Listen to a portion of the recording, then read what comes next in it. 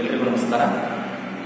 ಆತ್ಮೀಯ ವಿದ್ಯಾರ್ಥಿಗಳೇ, ಇವತ್ತಿನ ಈ ತರಗತಿಯಲ್ಲಿ ಪ್ರಥಮ ವರ್ಷದ ಜಾಗತಿಕ ಇತಿಹಾಸದಲ್ಲಿ ಕಂಡುಬರ್ತಕ್ಕಂಥ ಮೊದಲನೇ ಅಧ್ಯಾಯವನ್ನು ಆರಂಭಿಸೋಣ.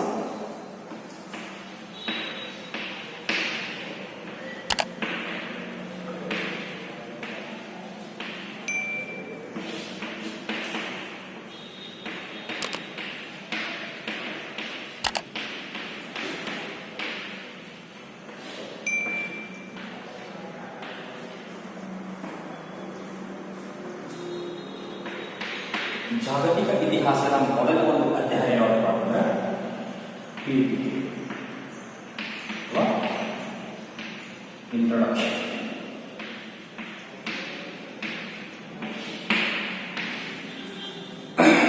ಪ್ರಥಮ ಪಿಯುಸಿಯ ಜಾಗತಿಕ ಇತಿಹಾಸದಲ್ಲಿ ಕಂಡುಬರ್ತಕ್ಕಂಥ ಮೊದಲನೇ ಒಂದು ಅಧ್ಯಾಯ ಪೀಠಿಕೆ ಅಂತಕ್ಕಂಥ ಅಧ್ಯಾಯ.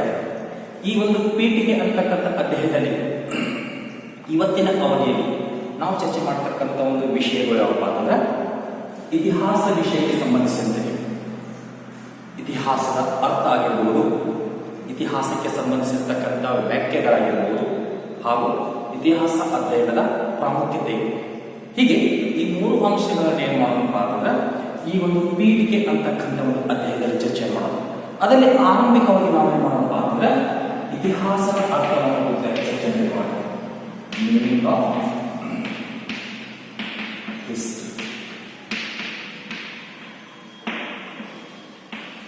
ಇತಿಹಾಸದ ಅರ್ಥವನ್ನು ನೋಡೋಕ್ಕಿಂತ ಮುಂಚೆ ಕಳೆದ ಒಂದು ತರಗತಿಗಳನ್ನ ನೋಡತಕ್ಕಂಥ ನೀವೆಲ್ಲರೂ ಇತಿಹಾಸ ಅಂತಕ್ಕಂಥ ಒಂದು ವಿಷಯವನ್ನ ಬಿಡಿ ಬಿಡಿಯಾಗಿ ಸಹ ನೋಡಿದ್ದೇವೆ. ಉದಾಹರಣೆಗೆ ಇತಿ ಎಂದರೆ ಹೀಗೆ, ಎಂದರೆ ಖಚಿತವಾಗಿ, ಅಸ್ ಎಂದರೆ ನಡೆಯುವುದು. ಹೀಗೆ ಖಚಿತವಾಗಿ ನಡೆಯಿತು ಎಂಬುದೇ ಏನಪ್ಪಾ ಅಂದ್ರೆ ಇತಿಹಾಸ. ಇದು ಇತಿಹಾಸ ಅಂತಕ್ಕಂಥ ಪದವನ್ನ ಬಿಡಿ ಬಿಡಿಯಾಗಿ ನೋಡಿದಾಗ ಇತಿ ಎಂದರೆ ಹೀಗೆ, ಹ ಎಂದರೆ ಖಚಿತವಾಗಿ, ಅಸ್ ಎಂದರೆ ನಡೆಯಿತು. ಹೀಗೆ ಖಚಿತವಾಗಿ ನಡೆಯುವುದು ಎಂಬುದೇ ಇತಿಹಾಸ. ಇನ್ನು ಇತಿಹಾಸವನ್ನ ಬಿಡಿ ಬಿಡಿಯಾಗಿ ನೋಡಿದ ನಂತರ ಇತಿಹಾಸ ಎಂದರೇನು ಅಂತ ಬಂದಾಗ history is a record of past events, ಅಥವಾ ಇನ್ನೊಂದು ರೀತಿಯಲ್ಲಿ ಹೇಳಬಹುದು history is the study of past events.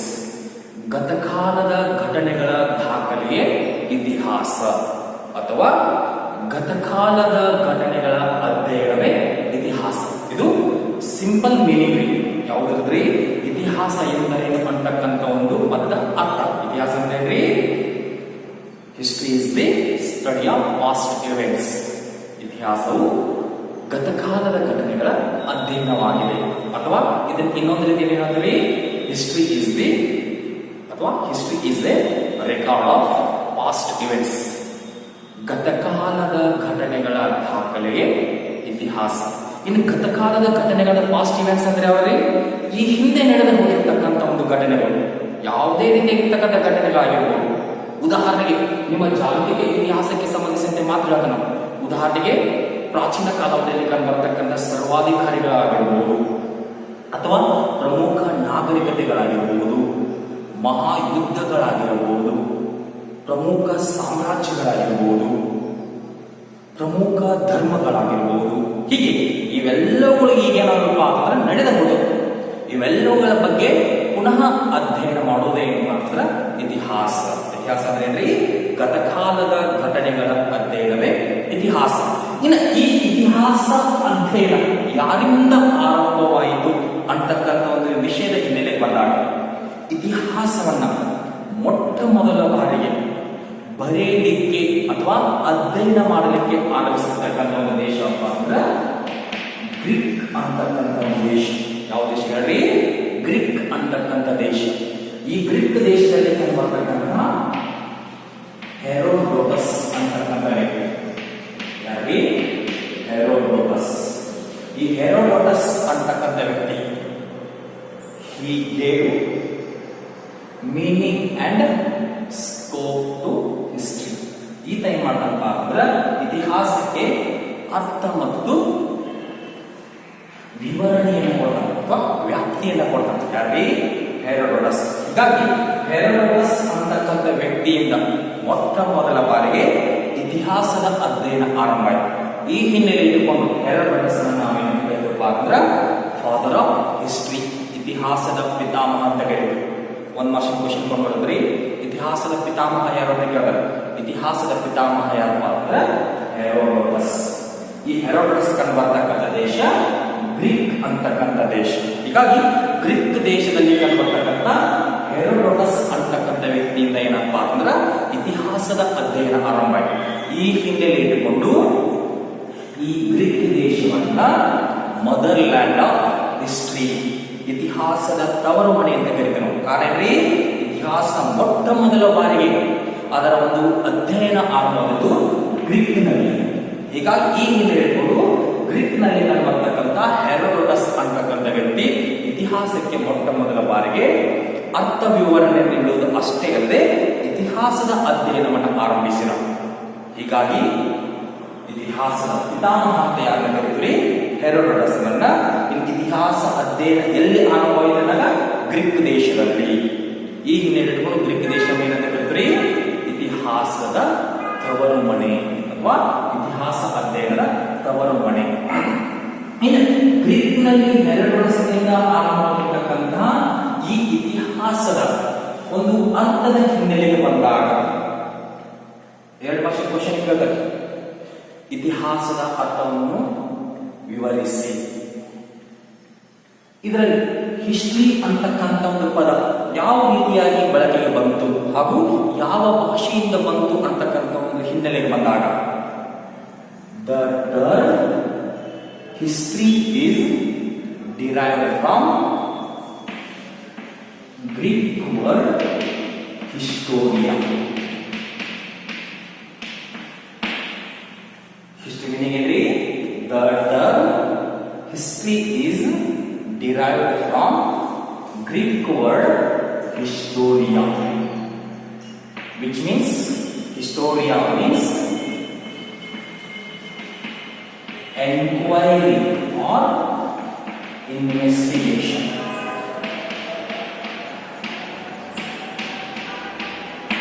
ಇತಿಹಾಸದ ಅಧ್ಯಯನ ಹಿಸ್ಟ್ರಿ ಎಂಬ ಪದವು ಗ್ರೀಕ್ ಭಾಷೆಯ ಹಿಸ್ಟೋರಿಯಾ ಎಂಬ ಪದದಿಂದ ಬಂದಿದೆ. ಹಿಸ್ಟೋರಿಯಾ ಎಂದರೆ ವಿಚಾರಣೆ ಅಥವಾ ತನಿಖೆ ಎಂದರ್ಥ. ಎಂಕ್ವೈರಿ ವಿಚಾರಣೆ, ಇನ್ವೆಸ್ಟಿಗೇಷನ್ ಅಂದ್ರೆ ತನಿಖೆ. ಈ ವಿಚಾರಣೆ ಮತ್ತು ತನಿಖೆ ಯಾಕೆ ಮಾಡ್ಬೇಕು ಹೇಳ್ರಿ? ಸತ್ಯಾಸತ್ಯತೆಯನ್ನು ತಿಳಿದುಕೊಳ್ಳಲಿಕ್ಕೆ. ಯಾವುದೇ ಒಂದು ಘಟನೆ ನಡೆದಿರ್ತಕ್ಕಂಥ ಒಂದು ಘಟನೆ ಅದು ನಿಜವೋ ಅಥವಾ ಸುಳ್ಳು ಎಂಬುದನ್ನು ನಾವು ತಿಳ್ಕೊಳ್ಬೇಕಾದ್ರೆ ಏನ್ ಮಾಡ್ಬೇಕ್ರಿ? ವಿಚಾರಣೆ ಮಾಡಬೇಕು ಅಥವಾ ತನಿಖೆ ಮಾಡಬೇಕು. ಈ ಹಿನ್ನೆಲೆ ಇಟ್ಕೊಂಡು ಇದು ಇತಿಹಾಸ ಅಂತಕ್ಕಂಥ ಒಂದು ಪದ ಒಳಗೊಂಡಿರ್ತಕ್ಕಂಥ ಒಂದು ವಿಷಯ. ಮೀನಿಂಗ್ ಆಫ್ ಹಿಸ್ಟ್ರಿ, ಇತಿಹಾಸದ ಅರ್ಥದ ಏನ್ ಹೇಳ್ತೀರಿ? The term history is derived from Greek word historia. Historia which means enquiry or investigation. ಇತಿಹಾಸ ಎಂಬ ಪದವು ಗ್ರೀಕ್ ಭಾಷೆಯ ಹಿಸ್ಟೋರಿಯಾ ಎಂಬ ಪದದಿಂದ ಬಂದಿದೆ. ಹಿಸ್ಟೋರಿಯಾ ಎಂದರೆ ವಿಚಾರಣೆ ಅಥವಾ ತನಿಖೆ ಎಂದರ್ಥ. ಇಷ್ಟು ಬರಬೇಕು ಅಂದ್ರೆ 2 ಮಾರ್ಕ್ಸ್. ಇತಿಹಾಸದ ಅರ್ಥವನ್ನು ವಿವರಿಸಿದಾಗ ಈ ರೀತಿಯಾಗಿ ಬರಬೇಕು. ಈಗ ತನಿಖೆ ಅಥವಾ ವಿಚಾರಣೆ ಅಂತ ಬಂದಾಗ ಏನನ್ನ ತನಿಖೆ ಮಾಡಬೇಕು, ಏನನ್ನ ವಿಚಾರಣೆ ಮಾಡಬೇಕು?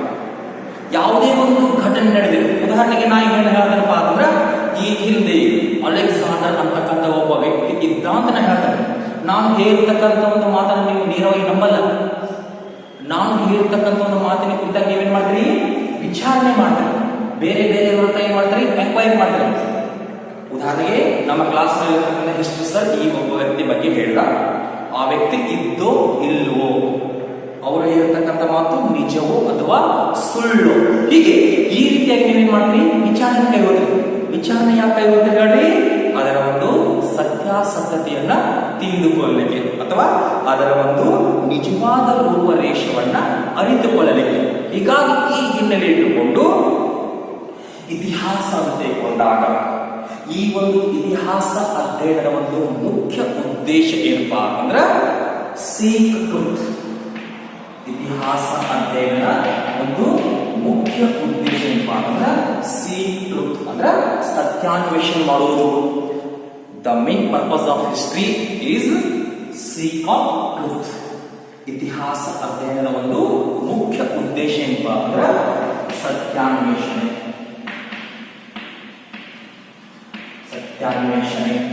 ಸತ್ಯಾನ್ವೇಷಣೆ ಅಂದ್ರೆ ನಿಜವನ್ನ ತಿಳಿದುಕೊಳ್ಳುವುದು, ಸುಳ್ಳಿನಿಂದ ಕೂಡಿರತಕ್ಕಂಥ ಒಂದು ವಿಷಯವನ್ನ ನಿಜದ ಸ್ಥಿತಿಗೆ ತರುವುದು. ಹೀಗೆ ಈ ಹಿನ್ನೆಲೆ ಇಟ್ಕೊಂಡು ಇತಿಹಾಸ ಅಂತ ತೆಗೆದುಕೊಂಡಾಗ ಇತಿಹಾಸವನ್ನು ಯಾಕೆ ಅಧ್ಯಯನ ಮಾಡಬೇಕು ಹೇಳ್ರಿ? ಇತಿಹಾಸ ಅಧ್ಯಯನದ ಮುಖ್ಯ ಉದ್ದೇಶ, what is the main purpose of history? ಇತಿಹಾಸ ಅಧ್ಯಯನದ ಒಂದು ಮುಖ್ಯ ಉದ್ದೇಶ ಏನ್ರಿ? ಸೀಕ್ ಆಫ್ ಟ್ರೂತ್, ಸತ್ಯಾನ್ವೇಷಣೆ ಮಾಡುವುದು, ನಿಜವನ್ನ ತಿಳಿದುಕೊಳ್ಳುವುದು. ಹೀಗೆ ಒಟ್ಟಾರೆಯಾಗಿ ಈ ರೀತಿಯಾಗಿರ್ತಕ್ಕಂಥ ಒಂದು ಎಲ್ಲ ಒಂದು ಅಂಶಗಳನ್ನ ಯಾವ ಮಾಡುತ್ತಂದ್ರೆ ಈ ಒಂದು ಇತಿಹಾಸ ಅಂತಕ್ಕಂಥ ಪದ. ಇದು ಮೀನಿಂಗ್ ಆಫ್ ಹಿಸ್ಟ್ರಿ. ಗೊತ್ತಾಯ್ತು ಎಲ್ಲರಿಗೂ? ಇತಿಹಾಸದ ಅರ್ಥ, ಮೀನಿಂಗ್ ಆಫ್ ಹಿಸ್ಟ್ರಿ. ಇತಿಹಾಸದ ಅರ್ಥ ನೀವೇನ್ ಬರೀತೀರಿ? ಒಂದು 2 ಲೈನ್ ಬರೀಬೇಕು. ಇಂಗ್ಲಿಷ್ ಮೀಡಿಯಂ ಏನಂತ ಬರೀಬೇಕ್ರಿ? The term history is derived from Greek word historia. Historia, which means enquiry or investigation. ಕನ್ನಡದ ಏನಂತ ಬರೀತೀರಿ? ಇತಿಹಾಸದ ಅರ್ಥ ಅಂದಾಗ ಇತಿಹಾಸ ಅಥವಾ ಹಿಸ್ಟ್ರಿ ಎಂಬ ಪದವು ಗ್ರೀಕ್ ಭಾಷೆಯ ಹಿಸ್ಟೋರಿಯಾ ಎಂಬ ಪದದಿಂದ ಬಂದಿದೆ. ಹಿಸ್ಟೋರಿಯಾ ಎಂದರೆ ವಿಚಾರಣೆ ಅಥವಾ ತನಿಖೆ ಎಂದರ್ಥ. ಈ ವಿಚಾರಣೆ ತನಿಖೆ ಯಾಕೆ ಮಾಡ್ಬೇಕು ಹೇಳ್ರಿ? ಸತ್ಯಾಸತ್ಯತೆಯನ್ನು ತಿಳಿದುಕೊಳ್ಳಬೇಕು.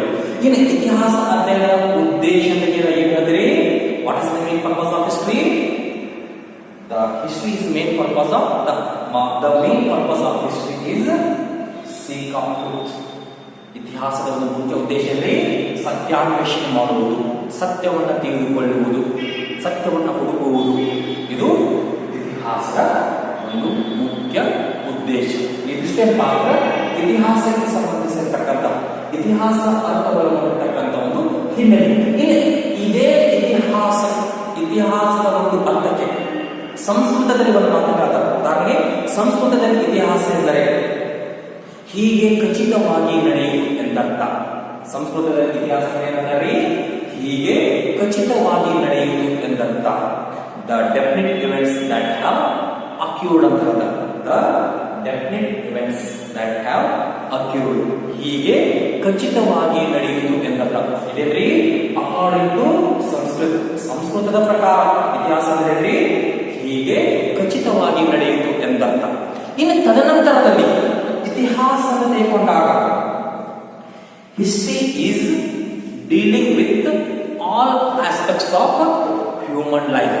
ಇತಿಹಾಸ ತೆಗೆದುಕೊಂಡಾಗ ಕೇವಲ ಒಂದು ಅಧ್ಯಯನ ಅಲ್ಲ, ಇದು ಮಾನವನ ಜೀವನದ ಎಲ್ಲ ಒಂದು ಆಯಾಮಗಳನ್ನ ವ್ಯವಹರಿಸ್ತದೆ ಅಥವಾ ಎಲ್ಲ ಒಂದು ಆಯಾಮಗಳನ್ನ ಒಳಗೊಂಡಿರ್ತಕ್ಕಂಥ ಒಂದು ವಿಷಯ.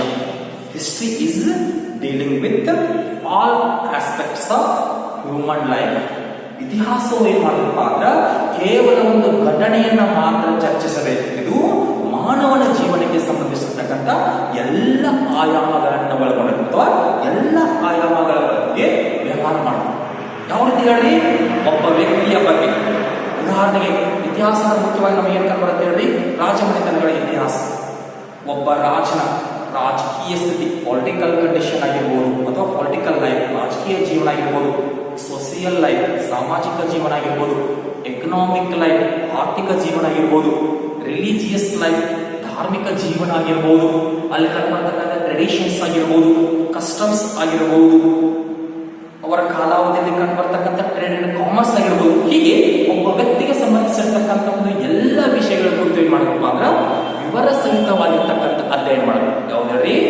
ಇತಿಹಾಸ. ಹೀಗಾಗಿ ಈ ಹಿನ್ನೆಲೆ history is dealing with all aspects of human life. ಇತಿಹಾಸವು ಮಾನವನ ಜೀವನದ ಎಲ್ಲ ಆಯಾಮಗಳನ್ನ ವ್ಯವಹರಿಸುತ್ತದೆ ಅಥವಾ ಒಳಗೊಂಡಿದೆ ಅಂತ ಹೇಳ. ಹೀಗೆ ಈ ಎಲ್ಲ ಒಂದು ಇತಿಹಾಸದ ಅರ್ಥವನ್ನು ನೋಡಿದ ನಂತರ ನಾವೇನ್ ಮಾಡಬೇಕು ಅಂದ್ರೆ ಎರಡನೇ ಭಾಗ ಇಲ್ಲಿ ಕಂಡು ಬರ್ತಕ್ಕಂಥ ಎರಡನೇ ವಿಷಯ ಇತಿಹಾಸ ಅಂತ ತೆಗೆದುಕೊಂಡಾಗ ಇತಿಹಾಸ ಗ್ರೀಕರಿಂದ ಆರಂಭವಾಯಿತು. ಗ್ರೀಕರಿಂದ ಯಾವ ವ್ಯಕ್ತಿ ಎಂದರೆ ಹೆರೋಡೋಟಸ್ ಅಂತಕ್ಕಂಥ ವ್ಯಕ್ತಿಯಿಂದ. ಹೀಗಾಗಿ ಹೆರೋಡೋಟಸ್ ನಾವೇನಂತಕ್ಕಂಥದ್ದು ಇತಿಹಾಸದ ಪಿತಾಮಹ ಅಂತಕ್ಕಂಥದ್ದು. ಈ ಇತಿಹಾಸದ ಪಿತಾಮಹ